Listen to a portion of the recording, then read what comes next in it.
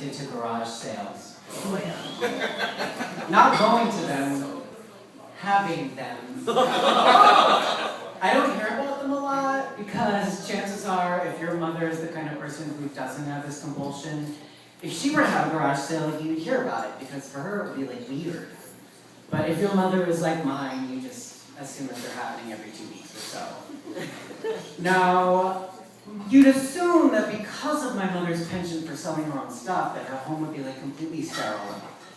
White walls, concrete floor, a floor lamp in the corner without a shade, next to a couple of boxes that just read, for the next garage sale.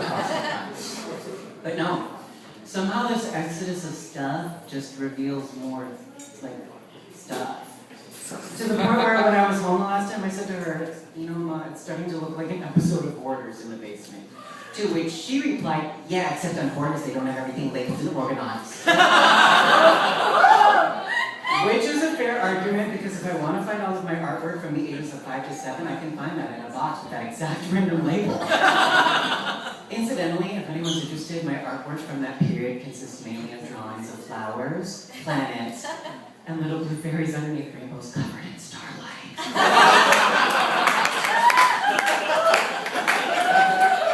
That's actually true.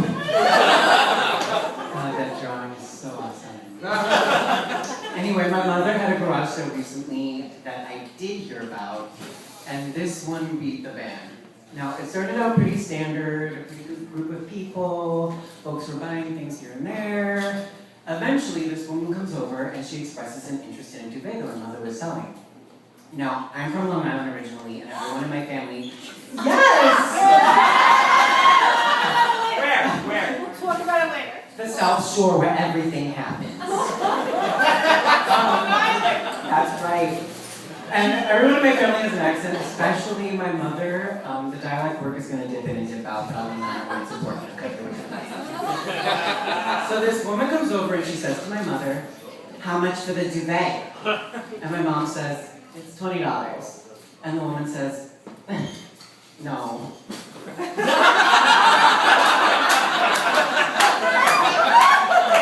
It's 15. And my mother goes, no, it's 20.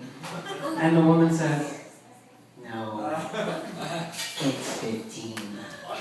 So my mother says, okay, fine, it's 15, sure.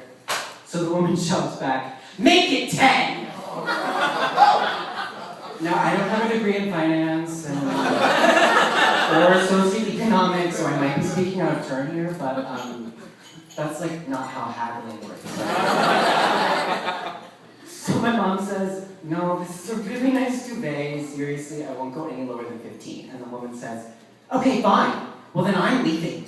And my mom says, okay, go. And the woman says, I'm leaving, I'm walking away. And my mom goes, okay, leave.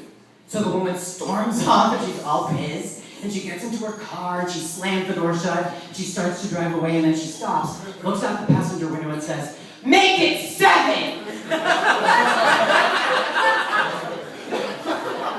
That's like really, really not how haggling works, right?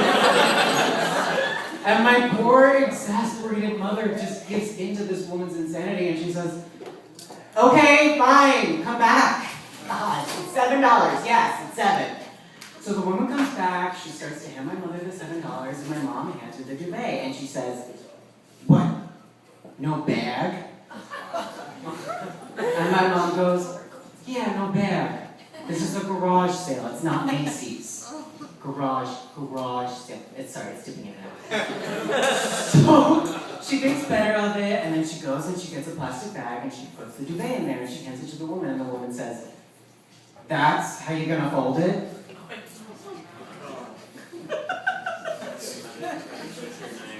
And in that moment, time kind of froze. And my mother stopped what she was doing, put down the duvet, and she looked the woman straight in the face and she said, you know what? You're nasty.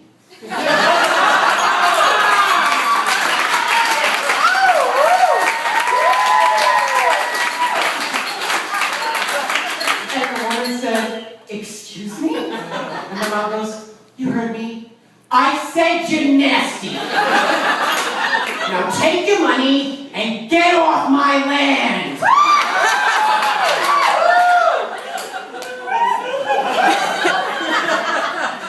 Let's review. My mother said, get off my land. Like she was a fucking pilgrim.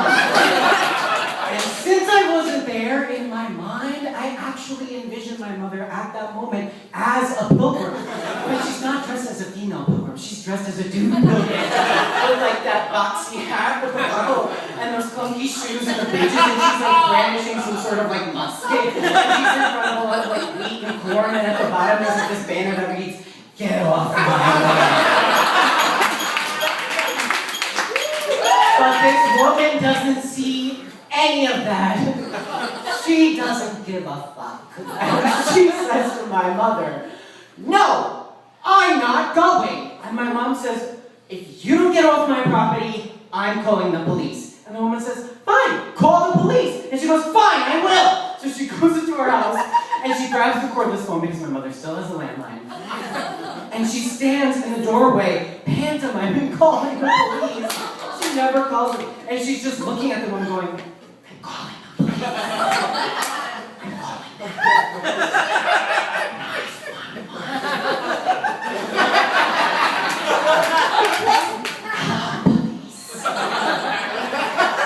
At no point did my mother actually call the police, but her vaudeville routine was enough to get the woman scared enough to leave with her $7 and without that duvet. Now, I don't know about you guys and your parents, but I've noticed that my mother has gotten progressively spicier over the years.